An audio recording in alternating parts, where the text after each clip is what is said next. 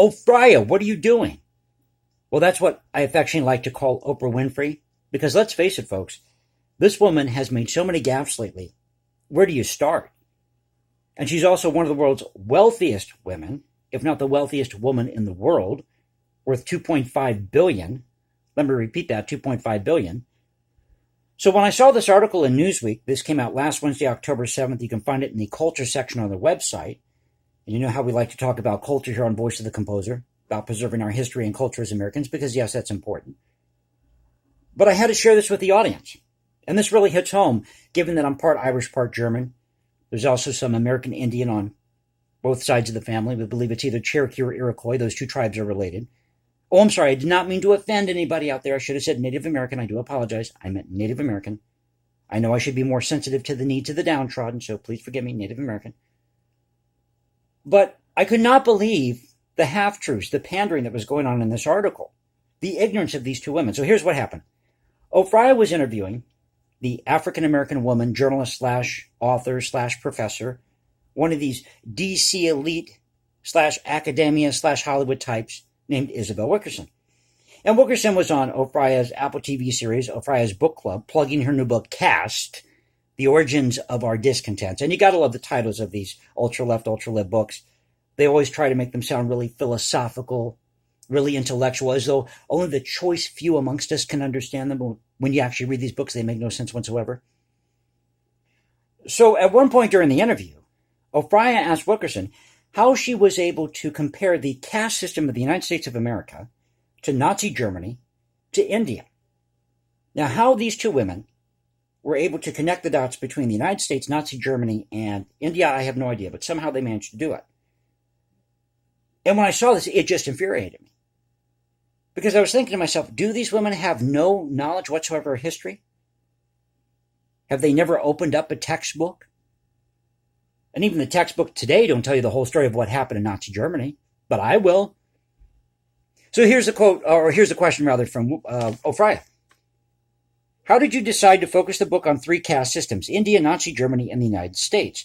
I think a lot of people get riled up and offended that you're comparing the caste system here to Nazi Germany. You think, Frya? Yet we discovered that we were the template for Nazi Germany. Well, let's back up for a moment. Frya, we do not live in a caste system. Never have. This is a representative government. Now, this is an election year, and if you're a Republican, you're going to say that we live in a republic. If you're a Democrat, you're going to say we live in a democracy. I understand that because that's the political viewpoint of your political party. But the truth is we actually have a hybrid government that is a representative government for the people, by the people, elected by the people. We are protected by a Constitution, a Bill of Rights. So what Frya said right here is protected by the First Amendment, freedom of speech. So you have freedom of speech, freedom of religion in this country, freedom of the press, the right to peaceably assemble. You hear that? BLM, Antifa, peaceably assemble. You have the right to counsel, to your own property, to protect that property, to bear arms. That's all guaranteed under the Bill of Rights. All guaranteed under the Constitution. You don't have that in a caste system. And if we did have a caste system, Frya, you would not be making $2.5 billion. Now, there have been several clips of Frya interviewing Wilkerson in different settings, on different channels. And there was one I saw last night, a clip here on YouTube. And Frya was sitting next to a prominent CBS African-American woman anchor. And they're both interviewing Wilkerson. And I'm thinking to myself, here are three prominent African-American women media types who have made it in this country. And they're sitting there talking about this book, Caste, The Origins of Our Discontents, talking about oppression.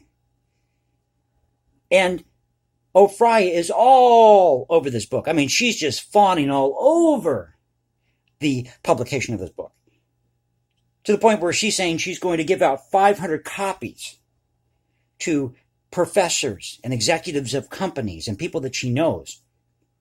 Well, I'm glad you can do that, Frya, but a lot of us can't afford to buy 500 copies of a book. We have to worry about paying next month's rent. We have to worry about putting food on the table or buying clothes for our kids. So we can't afford to buy 500 copies of a book especially a book that makes no sense. So here was the response from Wilkerson, which is your classic ultra-left, ultra-liberal response. And you just got to love how these people respond, because it's always in these long, drawn-out explanations with vague terms. So here's what Wilkerson said. It's a focus in on what lies beneath what we think we see, and it focuses us on the structure of a thing, and that allows us to see how race has essentially been the cue and signifier of where a person fits in that hierarchy. Huh? Miss Wilkerson, what is this thing that you're talking about? Is it an actual person? Can I take it out for coffee, take it out for dinner? Can I buy it new clothes or a car? Can I talk to it on the phone? I mean, I understand what a caste system is. I understand what a hierarchy is. But are you not aware that there was a caste system in Africa? That slavery existed in Africa long before any Europeans stepped foot in Africa? Oh, we can't really talk about that because, we got to diss the United States of America. So she goes on to say they, referring to the Nazis, sent people to the United States to research Jim Crow laws, and they were beginning to debate and contemplate Nuremberg laws. In Nazi Germany, Jewish people couldn't swim with those who identified as Aryan. In the United States, there were tremendous restrictions on access to pools and bodies of water for African Americans. Okay, yes, that is true. We did have Jim Crow laws, and African Americans were restricted from public facilities such as pools. They had separate restrooms, separate water fountains. They had to ride on the back of the bus. Yes, we had slavery in this country, but we ended slavery. We ended Jim Crow. Yes, Hitler did send over agents to study our Jim Crow laws. But Wilkerson and Oprah are not telling the other side of the story, which is that Hitler also killed nearly 3 million Slavic people, 3,026,000 ethnic Polish citizens, between 200,000 to 500,000 Serbians, alongside what we know happened to the Jews. Let me say this up front. What happened to the Jews was absolutely horrific. There was no excuse for it. It should have never happened. And I don't want to ever see that happen again in the land of my ancestors, in Germany, and I don't ever want to see that happen here in the United States of America. Let's just make that real clear. But Hitler did go after white Eastern Europeans. All those people I just mentioned, excluding the Jews, well, actually, there were a lot of Jews that were white. Did you know that? That a lot of the Jews, it wasn't necessarily a quote-unquote ethnic group in Germany, the Jewish community, because there are a lot of Germans that adopted the Jewish faith. They, too, were sent to places like Auschwitz. So anybody who aligned with the Jewish faith in Germany at that time, whether they were an ethnic Jew or not, they were persecuted. Or they were discriminated against. But discrimination in Europe also, or in Germany rather, also happened to white Eastern Europeans, such as the Slavs, the Polish, and the Serbians. So this is the other side of the story that Oprah and Wilkerson failed to tell you. And as you go further down into the article, they quote from Oprah's O magazine, and she says in the magazine, beyond all the policy issues that will matter most in the future, the economy, climate change, healthcare, Social Security, education, what's really at stake are civility, decency, humanity. The hatred that's been unleashed will take some reckoning to overcome. What hatred, Oprah? What hatred?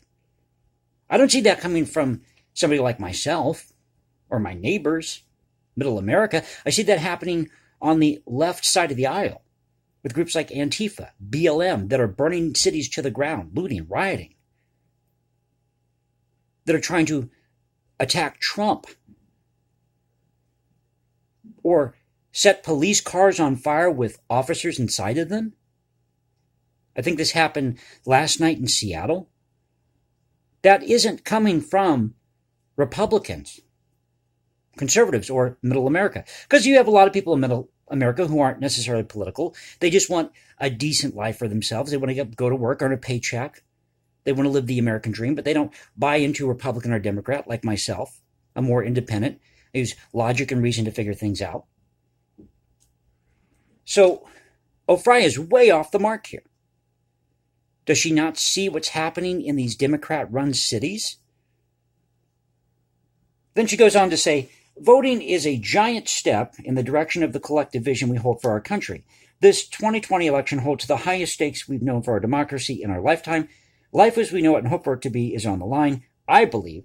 And if you're paying any attention at all, you cannot just see it in all the news feeds or the hateration of social media. You can feel it, get still, and know the truth for yourself. I'm reading you small print here. And I've done some dry runs of this video. And every time I read through this, I have struggled to read what Oprah is saying here.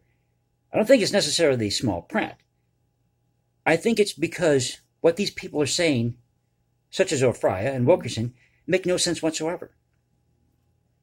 Makes no sense whatsoever. And I just can't believe that they're going to sit there and claim that we have a caste system as they're making millions of dollars a year. And in the case of Oprah, making $2.5 billion. So we're getting to the end of the video.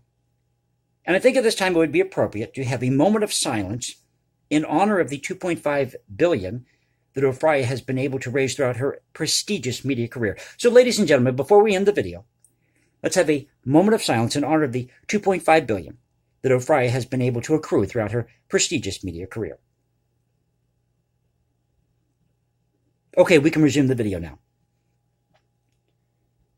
So go check out this article for yourself. Once again, the title of the article, Oprah, says U.S. Systemic Racism, quote, template for Nazi Germany. And the author is Emma Nolan. And I must add this, that during World War II in this country, we had 11,507 German American citizens or German nationals that were interned alongside the Japanese and 250 Italians. I have talked about this numerous times before. So Oprah and Wilkerson, get cracking. You need to be watching my videos because you're going to learn a hell of a lot more than what you're learning in academia or in your little media/Hollywood circle. And we were fighting against a brutal regime, so much so that we had 700 POW camps in this country that were keeping 400,000 German soldiers. But it didn't stop there because 600,000 Italian Americans were also screened or surveilled by executive order. So you have German American citizens, German nationals, you have Italian Americans, Italian nationals in this country that were screened or surveilled by executive order, or these groups that were interned, because we are fighting against a brutal regime. Now, I have a video idea for the future about Beethoven, because I don't know if you've seen this or not, but they're starting to ban the music of Beethoven in concert halls because you have some malcontents who think that the music of Beethoven is elitist or represents white supremacy. And yet during World War II, the opening notes to Beethoven's Fifth Symphony, da-da-da-da, okay, those were being used against the Nazis because in Morse code, ... represents the letter V. And during World War II, the letter V represented the word, what was used to symbolize victory. So that's why you see people in these pictures during World War II with their hands up in the V formation, V for victory. So yes, they're trying to go after the music of Beethoven, claiming it's elitist. It's white, or a version of white supremacy. And what have I said before? They were trying to censor the music of Shostakovich in Russia. And now there's been a bombshell released over the past 2 days where you have information about Hunter Biden, and that's being blocked by Twitter and Facebook, I believe it is. They were censoring the music of Shostakovich in Russia. Castro was burning books in Cuba. Stalin was taking down statues. Will you people, you ultra-leftist, you ultra-libs, will you ever learn from history? So if you enjoyed the video, please click that like button, subscribe, hit me up on Instagram and hashtag Jason Composes. You can leave comments below. And now you can reach me at Twitter, Voice of the Composer at Twitter. Thank you for being with me, ladies and gentlemen. Hope you have a great weekend. This is Voice of the Composer saying peace out. I'll catch you next time. Stay safe, everybody, and God bless this great country.